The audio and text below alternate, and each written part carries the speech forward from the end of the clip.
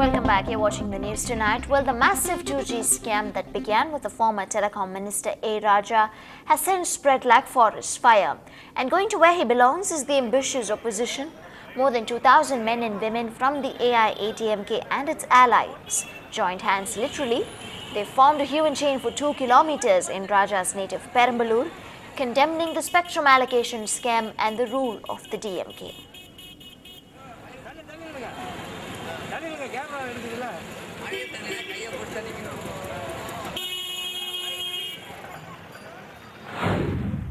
ஒரு 1,76,352 லட்சம் கோடிகளை இந்த நாட்டுக்கு இழப்பீடு செய்த ராஜாவினுடைய கைது இன்றைய தினம் நடந்திருக்கிறது. அதைப் போல இந்த ஊழலுக்கு முழுமுதற் காரணமாக இருந்திருக்கிற கருணாநிதியும் அவரது குடும்பத்தாரையும் கைது செய்ய வேண்டும் என்பதை வலியுறுத்தி பெரம்பலூரில் ஒரு மாபெரும் மனித சங்கிலி போராட்டத்துடன் பேரணியுடன் ஒரு கண்டன ஆர்ப்பாட்டம் நடைபெற்றது. Meanwhile, the opposition leader J. Lalitha has assured the government employees who protested yesterday that their demands would be met if she comes back to power. The AIADMK General Secretary has condemned the police lathicharge on the employees. It was high drama in front of the State Secretariat yesterday. Government employees protesting, demanding filling up of vacancies and correction anomaly in pay structures. There were more than 300 frustrated protesters and some of them had to be carried and removed. 20 people, including 7 policemen, were injured in this incident.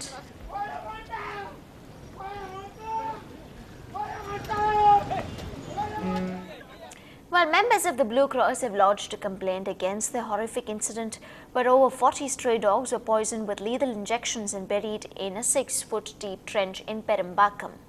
Reports suggest the local panchayat leaders might have been behind this heinous crime. This incident comes to light after a similar one took place last year when over 60 community dogs were killed in Mobalivakam near Punamalli. This would come under the violation of the Prevention of Cruelty to Animals Act under the IPC. While animal lovers in the city have strongly condemned this incident, let's in fact bring you the reactions that have been pouring in. I think it's not good to kill stray dogs. I think they also have a right to live. Only thing is we have to learn to, since India is a country where we have so many of these diverse things, we have to learn to coexist. I think they should be taken care of in a better manner, if possible, rehabilitate them in the best manner possible. Definitely killing dogs is not right, because when they have the right to live, right? It's living with us, and then when it's not harm to us, then why we should do that? It's not the right thing. Killing animals, that's these stray dogs, it is not correct. They are also having life like us. அவள் என்ன பண்ணுறா, அவள் பாட்டுக்கு உட்காந்துட்டு இருக்காங்க. இங்கே கூட பாருங்கள், பீச்சில் எவ்வளோ இருக்குது. All the stray dogs are there, they are all lying. அவளால் ஒன்றும் இன்ஜெக்ஷன் போட்டுறான், அவளால் ஹார்ம் கிடையாது. Unless you hit them, they won't bite you.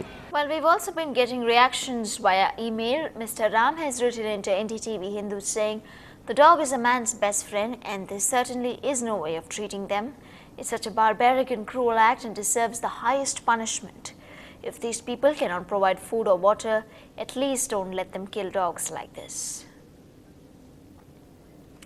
Moving on to some national news now. A.K. Srivastava, the chairman and managing director of NALCO, who was arrested by the CBI for a bribery case yesterday, was produced in court today along with 3 other accused. Now, all 4 of them have been sent to police custody till the 3rd of March. According to the CBI, the agency had a tip-off that Srivastava was expecting a favor. The CMD had got his wife Chandani to accept an illegal gratification of 3 gold bricks, each weighing 1 kg. Well, after intense speculations, Post Minister Ajay Maken has decided to give the closing ceremony of the 34th National Games a miss today, citing preoccupation with current Parliament session as the reason.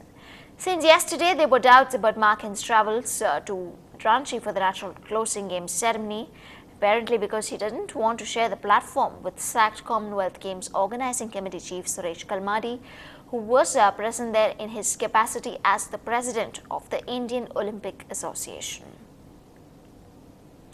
Well, Dilip Wagh, the MLA from the NCP, which is a part of the ruling coalition in Maharashtra, has finally been suspended from the party after outrage over charges of raping a 22-year-old woman. But there is still no sign of the MLA more than 24 hours after rape charges were filed against him. He is currently missing, with the police in hot pursuit for him. A major embarrassment for the Maharashtra government. Dilip Wagh, NCP MLA from Jalgaon, charged with raping a 22-year-old woman. This inside a government guest house in Nasik. भारतीय दंड विधान संहिता कलम 376 जी और 506 504 के अनुसार दिलीप वाघ जळगाव जिला और महेश माई इनके खिलाफ पीड़ित महिला के फिरियाद के अनुसार पुलिस स्टेशन सरकारवाड़ा नासिक यहाँ पर गुना दाखिल हुआ है. According to the complaint, the 22-year-old job aspirant visited the guest house on February 21st after the MLA invited her with a job offer. She claims she was gang raped by the MLA and his personal assistant.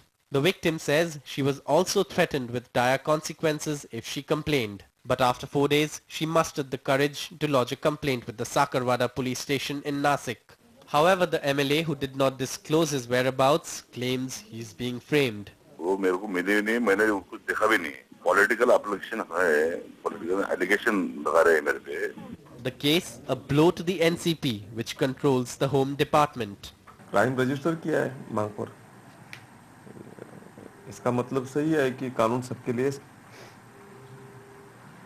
समान है और police अपनी कार्रवाई impartially करेगी. The MLA claims he has not yet been summoned by the police, raising questions about whether the government is serious about arresting him. With Kishore Belsare in Nasik and Rashmi Rajput in Mumbai, Saurabh Gupta for NDTV. And stay ahead on the news tonight. Well, what does Lakshmipati Balaji do as a lucky charm before he goes into the field? Find out when we come back.